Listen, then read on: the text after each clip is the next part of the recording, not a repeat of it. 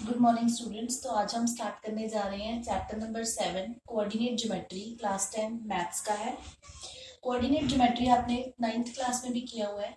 9th class में हम क्या करते थे कि अगर हमें कोई पॉइंट दिया हो, सपोज कर लो कोई कोऑर्डिनेट दिया हो, जैसे 2,3 दिया हुआ है, सपोज कर लो। अगर मैं कहूँ कि इस कार्टेशियन प्लेन पे आप इसको रिप्रेजेंट कीजिए, तो आप कैसे करेंगे। हम आपको पता है कि जो हॉरिजॉन्टल एक्सिस होती है वो एक्स एक्सिस होती है, और जो वर्टिकल एक्सिस होती है वो कौन सी होती है, वाई एक्सिस। तो जो एल शेप में अगर आपको याद रखना है, तो ये जो एल बना है, इसमें इस साइड वाले जो एक्स है सारे पॉजिटिव नंबर्स होते हैं, ये वाई वाले भी सारे पॉजिटिव हैं। बाकी जो दो साइड्स बची हैं उसमें क्या होते हैं, एक्स भी नेगेटिव है और वाई भी नेगेटिव है। तो अगर हमने 2,3 को प्लॉट करना है तो हम कैसे करेंगे, ये हमेशा x वाला फर्स्ट जो पॉइंट होता है वो हमेशा x होता है, और जो दूसरा पॉइंट होता है वो हमेशा y होता है। समझ में आए कोऑर्डिनेट हम कैसे लिखते हैं, और हमेशा इसको ब्रैकेट्स में लिखना है कोऑर्डिनेट को। तो पहले हम x एक्सिस देखेंगे, x पे क्या है 2, ये 2 हो गया, और y पे वो कितना है 3। तो ये हमारा कौन सा पॉइंट हो गया 2,3। Is it clear. ऐसे ही अगर मैंने 4,1 को प्लॉट करना है तो मैं क्या करूंगी, इधर देखूंगी पॉजिटिव नंबर्स है ना दोनों, तो x वाला है हमारे पास 4 और y का क्या है 1। तो ये पॉइंट आ गया 4,1, ये आपने किया हुआ है। ये 9th क्लास में आपको प्लॉट करने आते हैं। बट इस 10th क्लास में अब आपने क्या करना है, अगर मैं कहूं कि इन दोनों पॉइंट्स के बीच में आप डिस्टेंस निकालिए, कितना आया, कितना डिस्टेंस है इन दोनों पॉइंट्स के बीच में, तो वो हम कैसे कैलकुलेट करेंगे, ये अभी हमने इस क्लास में सीखना है, 10th क्लास में सीखना है। तो वो हम फाइंड आउट करेंगे by distance formula. Distance formula में हमारे पास क्या होता है कि अगर हमें कोई दो पॉइंट्स दिए हुए हैं, मान लो ये हमारे पास P पॉइंट है x1, y1, और Q जो पॉइंट है x2, y2, ये दो कोऑर्डिनेट्स हमें दिए गए हैं।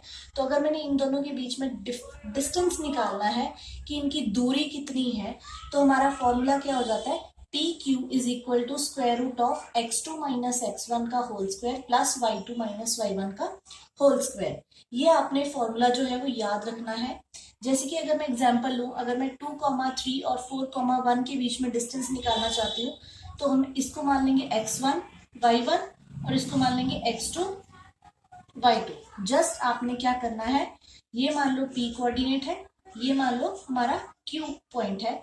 तो हमने क्या करना है, अब इसमें सिर्फ x और y, x1 x2 और y1 और y2 की वैल्यूज पुट करनी है। तो x2 फॉर्मूला में देखो, x2 पहले है, x2 हमारा कितना है 4 माइनस x1 कितना है 2 का होल स्क्वायर प्लस y2 कितना है, y2 इज 1 माइनस y1 कितना है 3 का whole square.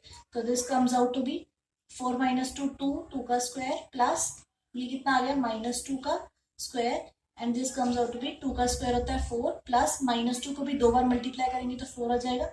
This is equal to √8। और हम क्या कर सकते हैं इसको, अगर मैं 8 के फैक्टर्स बनाऊं तो 3 बार 2 आ जाता है, स्क्वायर रूट में से पेयर में से एक बाहर आ जाएगा, तो क्या बन जाएगा √2 यूनिट्स। तो ये हमारा इसका मतलब इन दोनों जो पॉइंट्स के बीच का जो डिस्टेंस है वो हमारा कितना आ गया 2√2।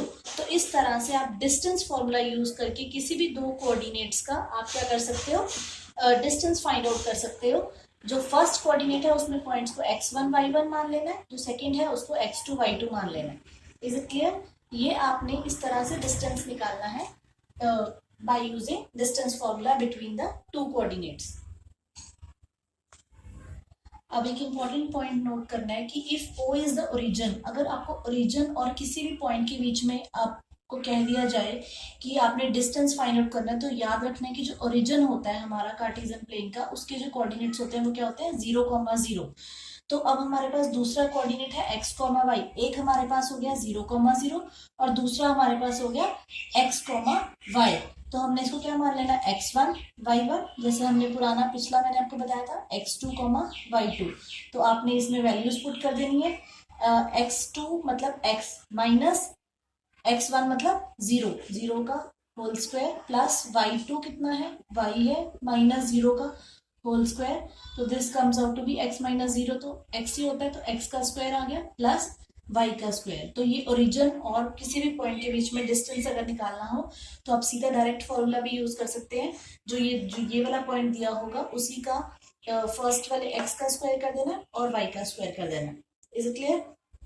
Now very very important next हमारे पास है, क्योंकि हम इस चैप्टर की इंट्रोडक्शन ले रहे हैं तो इसी वीडियो में मैं आपको सारा कुछ डिस्टेंस फार्मूला मैंने आपको करवा दिया, सेक्शन फार्मूला भी एक्सप्लेन कर दूंगी और बाकी के जो फार्मूले बचे हैं वो भी एक्सप्लेन कर दूंगी, सो दैट कि आपको एक ही वीडियो में सब कुछ इंट्रोडक्शन जो है इस प्रॉपर चैप्टर की मिल जाए, ताकि आप पूरा जो चैप्टर है इजिली सॉल्व कर पाओ।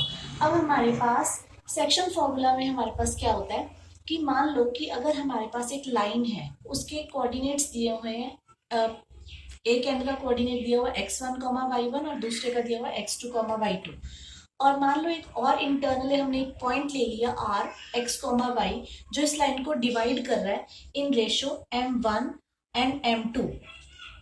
ये रेशो जो है वो कुछ भी हो सकती है, मे बी यहाँ आपने इसको कर लिया 3:2 में, ठीक है, m1 की जगह मैं 3 ले लूंगी और m2 की जगह हम 2 ले लेंगे, ठीक है।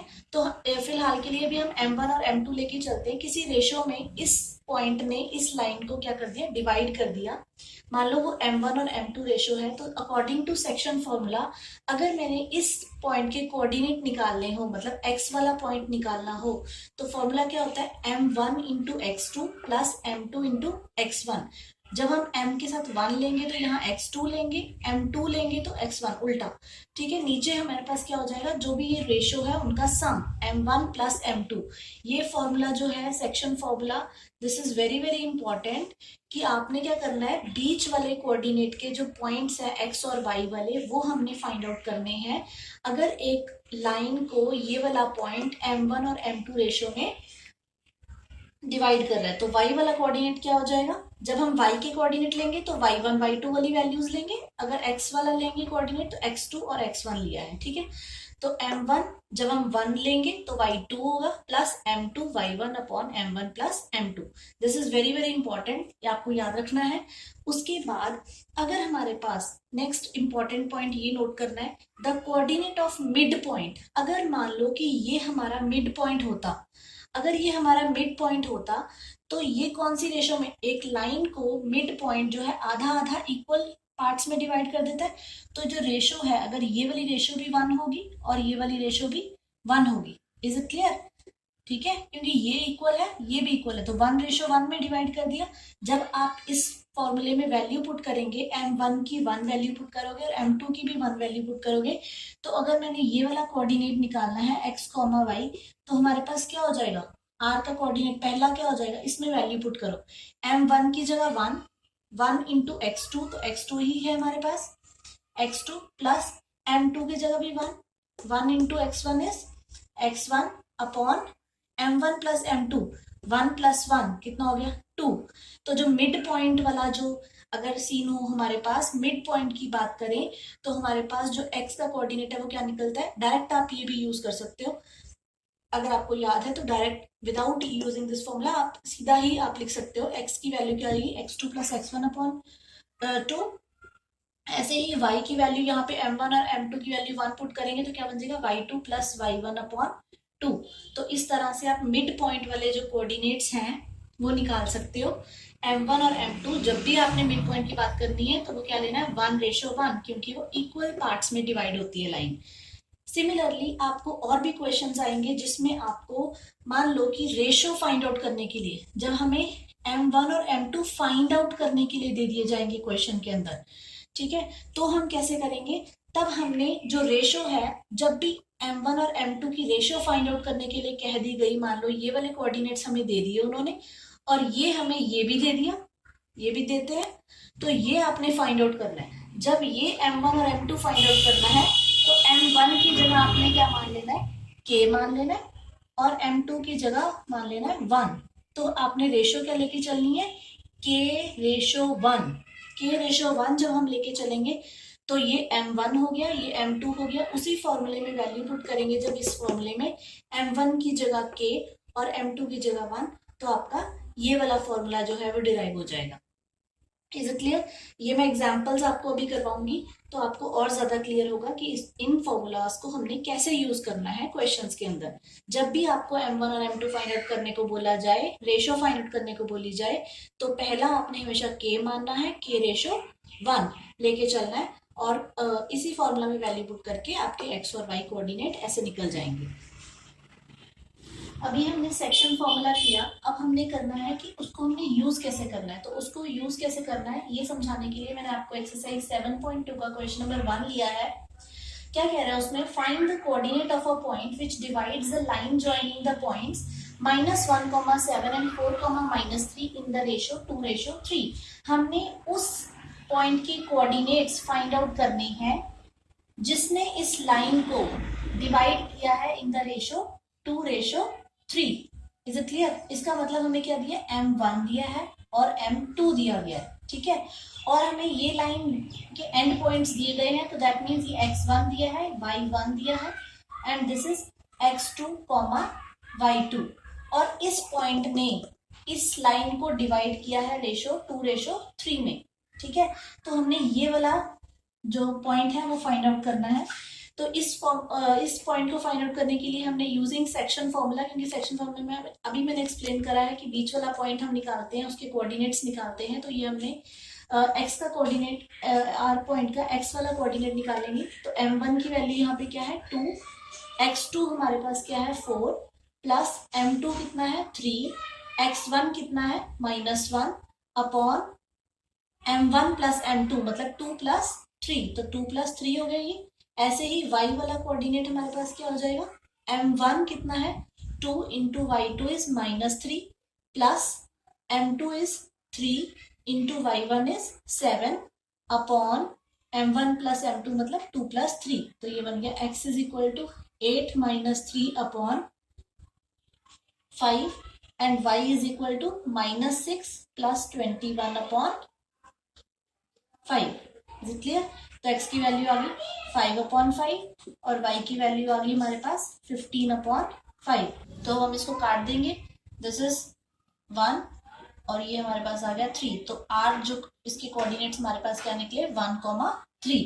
तो जिस भी पॉइंट ने इस लाइन को 2:3 में डिवाइड किया था, r पॉइंट ने, तो वो r पॉइंट के कोऑर्डिनेट्स क्या आ गए? 1,3। तो इस तरीके से आप सेक्शन फॉर्मूला को यूज करके फाइंड आउट करोगे कि किस पॉइंट ने इन दो पॉइंट्स को डिवाइड किया था in the given ratio. Now हम ले रहे हैं एक्सरसाइज 7.2 का question number 4। Find the ratio in which the line segment joining the points -3, 10 and 6, -8 is divided by -1, 6। अब मैंने आपको बोला था कि अगर हमें रेशो निकालने के लिए बोल दिया जाए तो हमने रेशो हमेशा क्या लेके चलना है? ये जो पॉइंट होता है वो हमेशा M1 रेशो M2 में डिवाइड करता है। लेकिन अगर हमें रेशो निकालने के लिए बोल दे, अगर तो ये दी गई है तो कोई प्रॉब्लम नहीं है, लेकिन यहाँ पे क्या है? Find the ratio. तो हमने हमेशा इसको K मान लेना है और इसको क्या मान लेना है? 1 मान लेना है। कि मान लो कि इस पॉइंट ने इस लाइन को K/1 में डिवाइड किया है, तो हमने क्या करना? Find the ratio in which the line segment joining the points, कौन से points? -3, 10 and 6, -8 is divided by -1, 6। अब ये जो -1, 6 है, ये इस लाइन को किसी रेशो में डिवाइड कर रहा है, ठीक है। तो हमने वो रेशो फाइंड आउट करनी है। मान लो हमने रेशो मान ली K/1, ठीक है। ये हमारे पास क्या होता था? x1, y1 हमेशा ही, और ये हमारे पास क्या होता है? x2, y2, और ये हमारे पास क्या होता है? x, y। इसका मतलब इस बार हमें x और y की वैल्यू भी दे दी, क्योंकि इस पॉइंट ने डिवाइड किया है इस लाइन को दो रेशो में, ठीक है। तो हमारे पास M1 की वैल्यू K आ गई और M2 की वैल्यू 1 आ गई। ये हमने लेट इट कर लिया। और अब हमने, आप हमेशा जब भी ये क्वेश्चंस करेंगे फिगर जरूर बनाओ, ताकि आपको इजीली समझ आ जाए कि करना क्या है, ठीक है। अब इसमें हमें x की वैल्यू दी गई है। x की वैल्यू कितनी है? -1। Is it clear? Is equal to M1 कितना हमने माना? K, x2 कितना माना हमने? ये कितना दिया हुआ है? 6, plus M2 is 1 into x1 is -3 upon m1 plus m2 कितना आ गया k plus 1। Is it clear? ऐसे ही y हमें कितना दिया है 6 इज इक्वल टू m1 कितना है k into y2 is -8 plus m2 कितना है हमारे पास 1 इंटू y1 कितना है 10 upon m1 plus m2 is k plus 1। तो ये हमारे पास हो गया -1 is equal to 6k -3 upon k plus 1। इसी तरीके से 6 is equal to -8k plus 10 upon k plus 1। आपने इसको सॉल्व कर लेना बाय क्रॉस मल्टीप्लाई, ठीक है। अगर इसके नीचे कुछ भी नहीं है तो 1, तो आपने क्रॉस मल्टीप्लाई कर देना है। -1 इंटू के plus 1 is equal to 6k -3। 1 से मल्टीप्लाई होगा तो सेम ही रहेगा, -1 से, लेकिन ये मल्टीप्लाई होगा k प्लस 1 तो साइन चेंज हो जाएंगे, तो इसलिए मैंने ऐसे लिखा है। -1 into K is -k, -1 into plus 1 is -1 is equal to 6k -3। जो k वाला है उसको एक साइड ले जाओ और नंबर्स को एक साइड ले आओ। इसको मैं उधर लेके जा रही हूँ, माइनस का 6k हो गया, ये -3 ऑलरेडी इधर था, ये +1 को उस साइड लेके जाएंगे तो क्या बन जाएगा +1, ठीक है। -1 को उधर लेके जाएंगे +1, -2k -7k, ये माइनस माइनस प्लस, इसका अगर कोई कोफिशिएंट नहीं तो 1, तो 1 प्लस 6 7 और साइन माइनस का ही रहता है।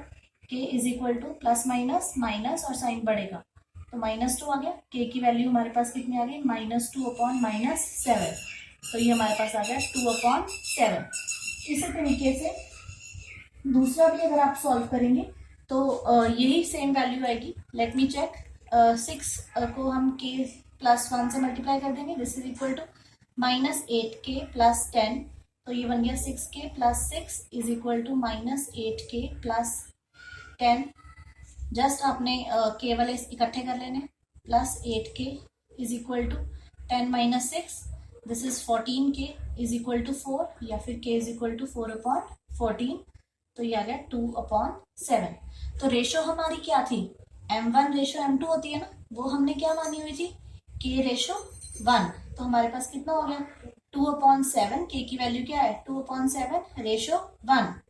अगर हमने नीचे से ये 7 खत्म करना हो तो मैं मल्टीप्लाई कर दूं पूरी इक्वेशन को 7 के साथ, तो 2/7 इंटू 7 हो गया रेशो 1 इंटू 7। दोनों साइड हमने 7 से मल्टीप्लाई करना है, एक साइड नहीं करना। अगर करेंगे तो दोनों साइड करेंगे, तो अगर मैंने इसको 2/7 से मल्टीप्लाई किया है नीचे 7 खत्म करने के लिए, तो इसको 1 को भी करेंगे, तो ये कट गया। तो रेशो हमारे पास फिर कितनी आ गई 2/7। तो इसका मतलब m1 रेशो m2 हमारे पास कितना आ गया 2/7। So this way you can find out the ratio कि अगर किसी पॉइंट ने एक लाइन सेगमेंट को कौन सी रेशो में डिवाइड किया है बाय आपको सपोजिशन मानना है कि इसको हम k रेशो 1 मान लेंगे, तो आप फाइंड आउट करोगे k की value and get the value of m1 and m2। Now we are taking the new topic की एरिया ऑफ ट्राइंगल कैसे निकालते हैं। अगर हमें तीनों कोऑर्डिनेट्स दिए गए हों, ये ट्राइंगल है, इसके 3 कोऑर्डिनेट्स हमें दिए गए हैं, a पॉइंट दिया x1 y1, b हमें दिया x2 y2, x3 y3। तो एरिया ऑफ ट्राइंगल का जो फॉर्मूला होता है वो ये होता है, दिस इज हाफ ऑफ, देखो जब इसको कैसे याद रखना है, जब हमने x1 लिया तो y2 माइनस y3, मतलब 1 भी आ गया 2 भी आ गया 3 भी आ गया, लेकिन जब हम x1 की बात कर रहे हैं तो y हमने लिया है ना y2 minus y3 plus x1 के बाद क्या आएगा x2 y, अब क्या बचा 3 और 1 वाला बचा ना, तो हमारे पास क्या बचेगा y3 माइनस y1। अब इसमें 1 भी आ गया 2 भी आ गया 3 भी आ गया, प्लस फिर x1 हो गया 2 हो गया x3 और y वाला कौन सा लेना पड़ेगा फिर y1 माइनस y2। इस तरह से आप याद रख सकते हैं। और इसको याद रखने का एक और मेथड भी है, यहाँ पे आप लिखिए x1 x2 x3 और वापस x1, ठीक है। ऐसे ही y1 y2 y3 y1। अगर आपको ये फॉर्मूला नहीं याद रहा पेपर में तो कैसे करेंगे, इसको इससे मल्टीप्लाई कर देंगे, this is half of x1 y2 multiply कर दिया, फिर इसको इसके साथ माइनस x2 y1, ठीक है, प्लस फिर इसको इसके साथ x2 y3, फिर इसको इसके साथ माइनस y2 x3 प्लस, फिर इसको इसके साथ, क्योंकि जब हम इनको मल्टीप्लाई करेंगे बीच में माइनस आएगा, वैसे हमने प्लस लिखते जाना, x3 y1, फिर इसको इसके साथ माइनस x1 y3। ठीक है, अब हमने x1 वाला कॉमन ले लेना है। x1 एक तो इधर कॉमन है, और कहाँ पे है x1, एक ये रहा। ठीक है, इन दोनों में से x1 अगर मैंने कॉमन लिया, अंदर क्या बचा, इधर से y2 और उधर से माइनस y3, ऐसे ही प्लस x2, ये रहा प्लस x2 वाला। ठीक है, और दूसरा x2 वाला ये रहा, तो क्या बचा अंदर y3, इधर से क्या बचा y3, और इधर से क्या बचा माइनस y1 प्लस इन दोनों में से x3, अंदर क्या बचा y1 माइनस इधर से y2, मतलब x1 वाले हमने दो इकट्ठे कर लिए टर्म्स, उसमें से x1 कॉमन ले लिया, ऐसे x2 वाले इकट्ठे करके x2 कॉमन ले लिया, एंड x3 की दो टर्म्स इकट्ठे करके x3 कॉमन ले लिया। Is it clear? तो इस तरह से आप इसको याद रख सकते हैं फॉर्मूला को। तो अगर हमने जैसे फर्स्ट क्वेश्चन लिया एक्सरसाइज 7.3 का, मैं फर्स्ट क्वेश्चन जैसे एग्जांपल लिया, तो ये हमारे पास हो जाएगा x1 y1, this is x2 y2, this is x3 y3। आपने क्या करना है इस क्वेश्चन के अंदर, आपने एरिया निकालना है। Find the area of the triangle whose vertices are, ये वर्टिसेस आपको दिए हुए हैं तीनों, 2, 3, -1, 0 एंड 2, -4। अब जस्ट इसमें वैल्यू पुट करते जाना और कुछ भी नहीं करना। ठीक है, तो ये मैं आपको थोड़ा बाद में एक्सप्लेन करूंगी। अभी के लिए आप वैल्यूज पुट करें, तो this is equal to half of, मैं अब इसका एरिया निकाल रही हूँ डायरेक्ट यहाँ पे, आप ध्यान से देखें। x1 कितना है 2, y2 कितना है 0, ये रहा y2, माइनस y3 कितना है -4, ये एक माइनस तो फॉर्मूला में आ रहा था, वैसे हमारा y3 कितना है -4, तो एक और माइनस लगेगा, प्लस x2 कितना है -1 इंटू y3 कितना है -4 माइनस y1 कितना है 3। Is it clear? Plus x3 कितना है हमारे पास 2, y1 कितना है 3 -0। अब इसको जस्ट सॉल्व करना है, हाफ तो चल ही रहा है हमारे साथ, 2 0 माइनस माइनस प्लस, 0 की तो कोई वैल्यू नहीं होती, माइनस माइनस प्लस, तो ये हमारे पास आ गया 4। ठीक है, प्लस ये आ गया माइनस का 7, ये -1 था, ये -7 आ गया, क्योंकि माइनस माइनस प्लस और साइन माइनस का रहता है, प्लस ये 0, ये 2 इंटू 3 6, तो half of 8 minus minus plus plus 6, ये आ गया 7 1 7। ठीक है, तो ये बन गया हाफ ऑफ 15, 15 प्लस 6 इज 21, तो हमारे पास ये आ गया 21/2। एरिया ऑफ ट्राइंगल निकाला है, एरिया जब निकालते हैं तो क्या लिखते हैं स्क्वायर यूनिट। तो इस तरीके से जस्ट वैल्यूज पुट करके आपने फाइंड आउट कर लेना है, find the area of the triangle. Is it clear? अब हमने करना है कंडीशन ऑफ कोलिनियरिटी क्या होती है। कोलिनियर का मतलब हमारे पास क्या होता है कि एक ही लाइन पे सारे पॉइंट्स होना। ठीक है, एक लाइन पे जब सारे पॉइंट्स होंगे तो हमारे पास कंडीशन होती है कि तब एक लाइन पे पॉइंट्स होते हैं, जैसे ये x1 y1 हो गया, ये x2 y2 हो गया, और ये x3 y3 हो गया, ये तब एक लाइन पे होंगे जब एरिया ऑफ ट्राइंगल क्या होगा 0। एरिया ऑफ ट्राइंगल क्या होगा 0, तब जो हमारे पॉइंट्स हैं वो क्या होंगे कोलिनियर। तो हमारे पास एरिया ऑफ ट्राइंगल का फॉर्मूला भी हमने किया, half of x1 y2 minus y3 plus x2 y3 minus y1 plus x3 y1 minus y2 होता है। तो अगर हम इसको 0 पुट कर देंगे तो ये हाफ भी दूसरी तरफ जाके 0 हो जाएगा। तो बेसिकली हमारी कंडीशन ऑफ कोलिनियरिटी क्या होती है ये। अगर आपको आ जाए कि प्रूव करो कि ये पॉइंट्स कोलिनियर है, मान लो कोई भी पॉइंट दे सकता है, वो 2,3 दे दिया, 1,4 दे दिया, -3,2 दे दिया, मतलब एग्जाम्पल जैसे आपने इन तीनों पॉइंट्स को इस इक्वेशन में पुट कर देना। ठीक है, अगर तो आपका 0 आंसर आ गया तो जो पॉइंट्स है वो कोलिनियर है, अदरवाइज नहीं है। तो हम 7.3 का एक क्वेश्चन ले रहे हैं, फर्स्ट क्वेश्चन नंबर 2 का फर्स्ट पार्ट ले रहे हैं, बाकी सेकेंड क्वेश्चन आप होमवर्क करोगे, ये आपका होमवर्क है। एक मैं आपको बता रही हूँ कैसे करना है। फाइंड द वैल्यू ऑफ के, उसने बोला के की वैल्यू फाइंड आउट करो for which the points are collinear. ये पॉइंट्स जो है कोलिनियर दिए गए हैं और आपने के की वैल्यू फाइंड आउट करनी है। अगर ये पॉइंट्स कोलिनियर है दैट मीन्स ये वाली इक्वेशन को सेटिस्फाई करेंगे। ठीक है, तो आपने ये मान लेना this is x1 y1 x2 y2 और ये हो गया x3 y3। समझ में आ गई? तो इस फॉर्मूला में वैल्यू पुट कर रही हूं मैं x1 की जगह 7, ठीक है, y2 की जगह 1 माइनस y3 की जगह कितना है k प्लस x2 की जगह कितना है 5 इन द ब्रैकेट y3 की जगह k माइनस -2 क्योंकि y1 है -2 तो -2 माइनस एक फॉर्मूला में ही है प्लस x3 कितना है 3 y1 कितना है -2 माइनस y2 कितना है 1 किसके इक्वल हो जाएगा ये 0 के इक्वल। तो हमने k की वैल्यू फाइंड करनी है तो 7 मैं अंदर मल्टीप्लाई कर रही हूँ -7k प्लस 5 अभी अंदर वाले को सॉल्व कर लेते हैं k माइनस माइनस प्लस 2 हो जाएगा प्लस 3 इंटू ये क्या आ जाएगा माइनस माइनस प्लस और साइन माइनस का ही रहता है तो माइनस का 3 इज इक्वल टू 0। तो ये बन गया 7 माइनस 7k प्लस अब इस 5 को अंदर मल्टीप्लाई कर देंगे k के साथ भी और 2 के साथ भी तो 5k plus 10 plus minus minus 3 3 जा 9 इज इक्वल टू 0।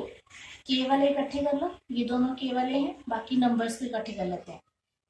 ये बन गया हमारे पास k वाले इकट्ठे करके माइनस का 7k प्लस का 5k कितना बन गया 2k माइनस का साइन क्योंकि 7 बड़ा है तो माइनस का आएगा प्लस 10 7 प्लस 10 कितना हुआ 17 minus 9 is equal to 0।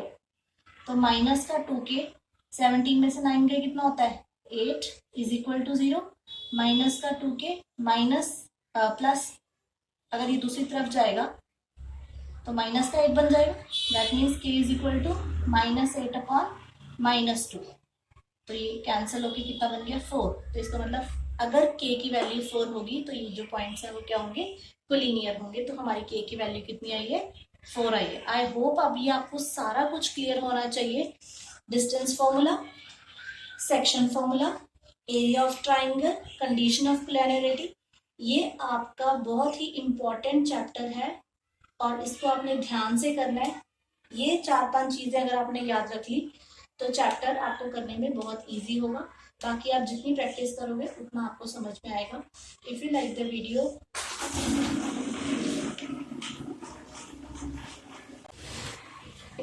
Video और आपको अगर समझ में आया हो तो please subscribe, share, like the channel. Thank you so much.